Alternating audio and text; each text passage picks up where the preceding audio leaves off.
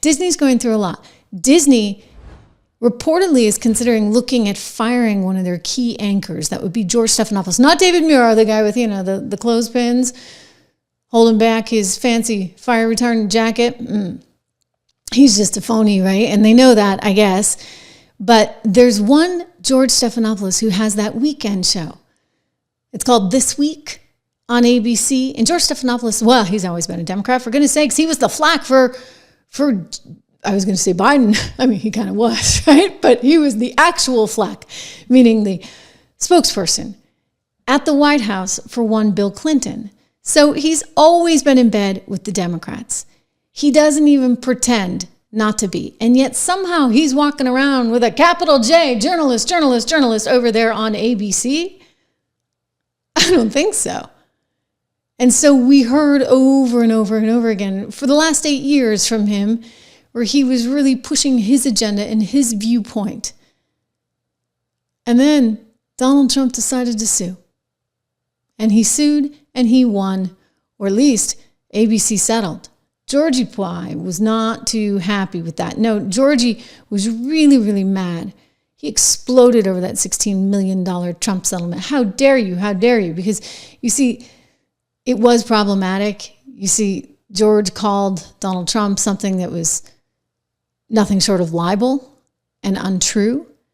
And he wasn't supposed to say it. And his producers had texted him, and this has all come out now. They told him over and over and over again, don't use this word. But what did he do? He used the word.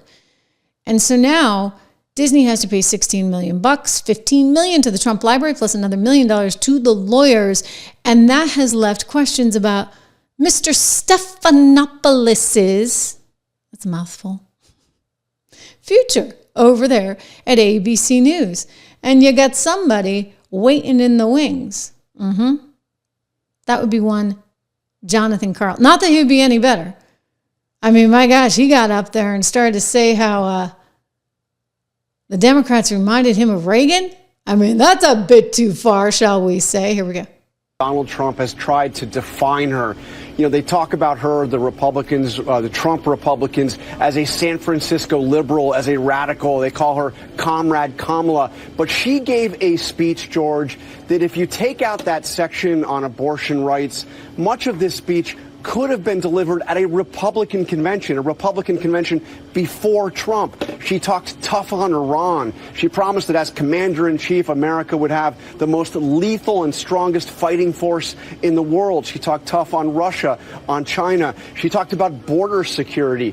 She really gave a speech that was designed to go at independents, moderates, disaffected Republicans, the vast majority of undecided voters in the country. A very interesting move and quite a contrast from the way she ran for president the first time when she tried to get the nomination 4 years ago. This is a Kamala Harris that sounded a little bit more like Maggie Thatcher or Ronald Reagan, especially on national security, than like Bernie Sanders.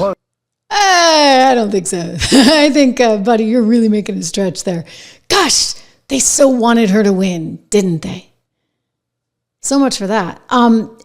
Anyway, so the word on the street is that George's job is in jeopardy. And that guy that you just saw, Jonathan Karl, he really wants it. He got to sub this weekend in for George.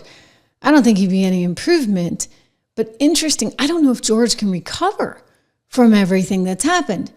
So if I were in charge, and I'm not, believe me, the company would be run a heck of a lot better if I was.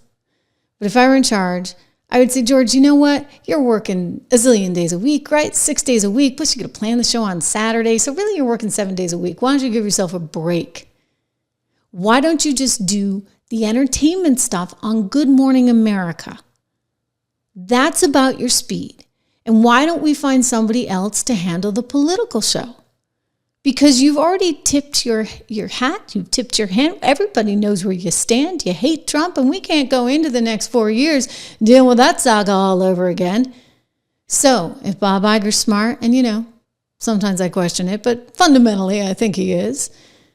He's a good businessman, right? He kind of screwed up a few things along the way, including his relationship with one Elon Musk. Oh, Elon can't stand him. So I think if he were smart here, he's smart enough to know that he had to settle with Donald Trump, then he will actually make a move and get rid of George Stephanopoulos on the weekend show. Again, Jonathan Karl is ready, willing, and able to jump into action. So he may get the gig. Wouldn't that be interesting?